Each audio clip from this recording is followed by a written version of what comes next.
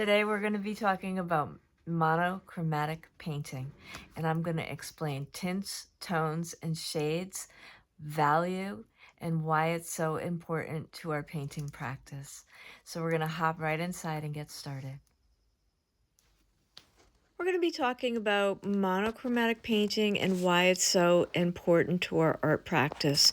So a lot of people come to painting without a strong foundation in drawing, which is primarily a black and white or monochromatic medium.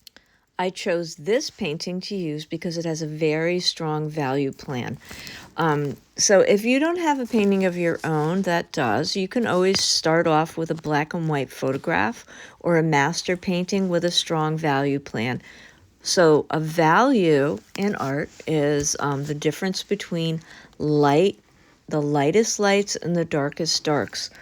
And they're very important because they can distinguish between shape, texture. They can distinguish roundness or firmness in an object. The main purpose of value in art is to capture light in its essence. How light is reflected, how light hits an object, the light source, which direction it's coming from, all those things. So that's why it's a little bit harder to do it in one color, and that's what we learn when we're learning drawing. So if you skipped over drawing or drawing scares you, don't worry, you can catch up in painting. Okay, so don't worry about it. You can always do it a different way if the pencil and drawing scares you. Here we're looking at the value scale, and the value scale just simply shows you the lightest lights to the darkest darks in 10 different degrees. So you're starting out with white, and you're going to the darkest black. And so you're taking, every degree of lightness and darkness over 10 values, and that is the grayscale and values finder. These are very inexpensive. You can find them online. You can make your own, and making your own is a really great way to familiarize yourself with value. Next, I want to talk about this little painting again. So this little painting is primarily a complementary color palette painting. So it has mostly a variety of greens and blue greens, and then a split complementary pop of color with the reds and into the red oranges and red violets. So it has all colors from the split complementary, and pretty much yellow greens into blue greens for its colors.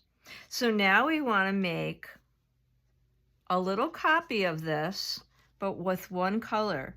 So we're only going to be using tints, tones, and shades. So we're going to just be using values of one of these colors. So tints are when we take one color, and in this case I'm going to be using blue. So we're just going to be using this one color, blue. Okay, so we're just going to take one color, blue, and now we're going to make shades using black, tints using white, and tones using gray. Okay, so a tint is any color plus white, a tone is any color plus black, plus gray, and a shade is any color plus black. So now that's all we're going to be using is just the one color, monochromatic, with these tints, tones, and shades. And I'm going to show you how we get there. On this color wheel, what this interior design color wheel shows us is that this is our main hue. So this would be our blue. The bottom color here is when we create a shade adding black. This color is when we add gray and create a tone. This is our tint when we add white, and this is when we add a little bit more white, so a brighter tint. And that's what they're showing us here. So this is our little, it's almost like 5 values of this color. Okay, so this is a 10 color value range, and this is only the 5 colors of value. So there's more colors, darker and lighter, but this one is just showing us 5 different values we can use. Okay. After you've chosen an image to work with, either a photograph or a painting, the easiest way to work with it is to take a picture of it and then use your camera settings to put it into black and white, as I've done here. Okay, so now we're going to just set up our palette with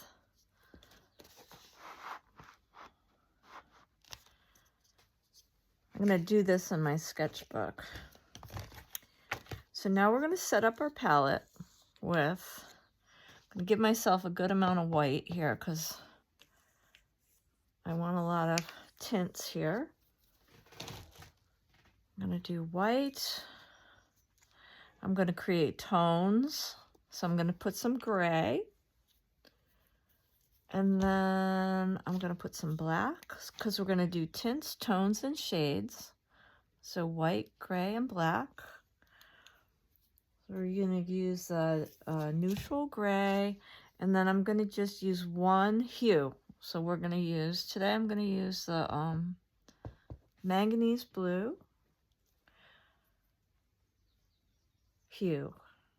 Okay.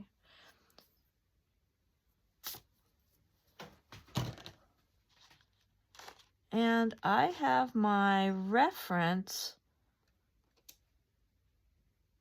of the original, of this original study. I've turned it into black and white like I showed you, and I have it on my, I don't know if you can see it with the glare, but I have it on my iPad and I've set it aside.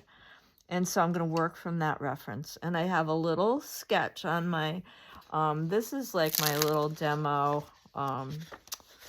sketchbook, and I'm going to be putting it into that. I'm going to do a really loose one, I think, and I'm just going to mix as I go.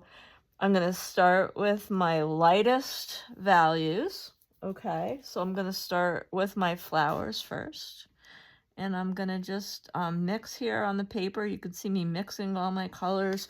The only other thing that I sometimes like to have, and I don't have set up here, is a little bit of medium just to loosen things up. So I'm going to grab that and come right back. All right, so this is a Liquitex matte medium, and I'm just going to put a little bit on my palette, and that is just for flow.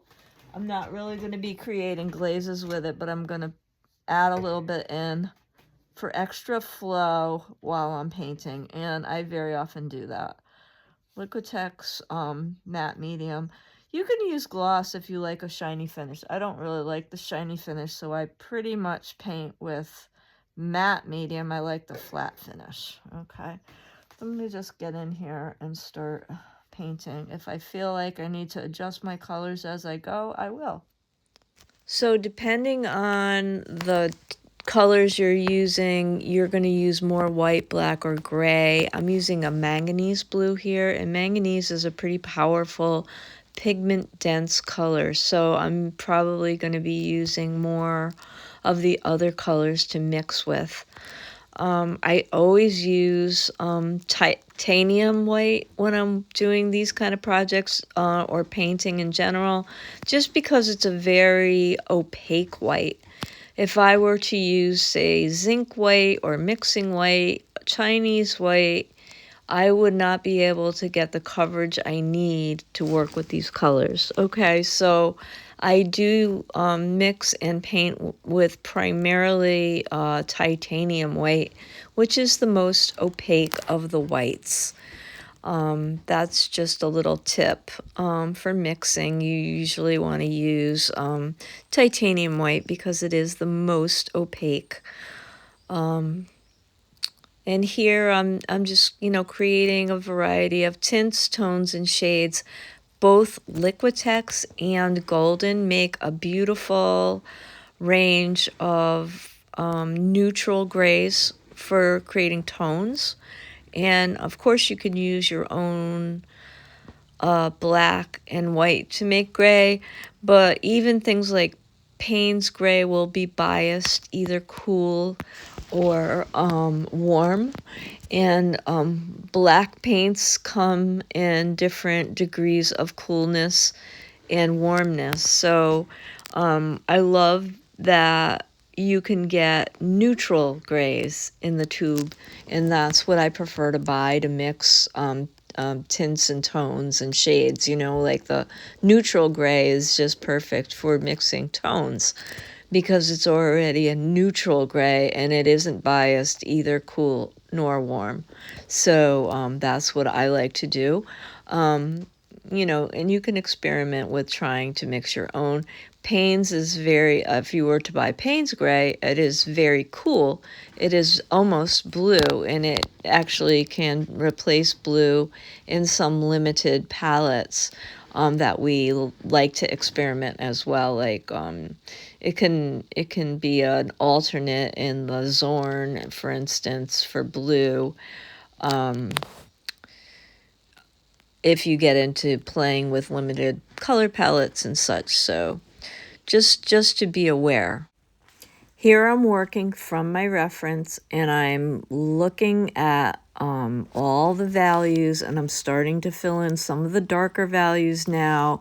And I switched to a smaller brush, and I'm going to get into some of those areas of negative space, which will start to create you'll really be able to see the flowers start to pop out, because I'm going to go around the flowers with the negative space, around the stems, and you'll really start to see those areas pop out. Now, I needed to get in there with the smaller brush, and things will really start to pop out and emerge once I start doing those little areas of negative space. It makes everything really start coming out and emerging, and you'll really start to see everything start to make better sense, I think, once you start like putting in all these other areas, and things just start to make a lot more sense. I did draw in the little area where the shadow is going to be cast. And, I just am looking at the other reference that I turned into black and white. So I'm just kind of following that and going by what I see. And, I'm doing a really kind of a loose painting here. I'm just keeping it really loose and playful, and I'm mixing all those colors up and just trying to look at the values, the value structure of the original painting, and just going by what I did in the first little study, which was, in color. But why I choose to do things from my own work is because this is another way that we can develop our own style. So when we work from our own work or from our own paintings, we are actually developing our own style. So, it's kind of like that little game of telephone. Like you take, something you're working on, and then every time you work from another one of your paintings, you're creating a series, and it begins to morph and develop and change, and it changes within your own style and within your own frame of reference, because now you're not copying, maybe a pot of flowers anymore, but you're copying your version of that, and then you're building on your version of mark making and your way of painting. And it's just a way of increasing your own style development. And so it's something I do recommend to all my students to do. Just just for your own self. If you have some paintings you really like, you know, start a series from your own work. And, you know, you can really move your style along by doing that. Now, I do like to paint in layers, so I am putting down a somewhat lighter valued layer on the background here than I intend to leave. And I am putting in some short strokes here, and I'm varying the color in the background. I have some tones there with gray and the blue, and I'm kind of dabbing and marking and putting in that color in a way that is creating a lot of texture in the background. And then I intend to go over that, which I do later, with some more mark making and darker tones. So, you know, I'm doing it intentionally, and I do go back over it, and you'll see the process as I go along. I'm just building marks, and I'm building a couple of layers of color. I tend to paint in layers. Even though this is a short study, I am doing some layering in here, even though it's you know, not a big finished piece or anything. And I still want some of the background to come through an overlayer. Now I'm really getting into some of those areas with that darker color, and that'll start to bring the flowers and stuff forward. You know, the things that I want to come forward in the foreground, they'll start to pop forward now that I'm adding those darker places in the negative space and behind the plant. So I'm going to get in there with those darker colors, and that should push everything back.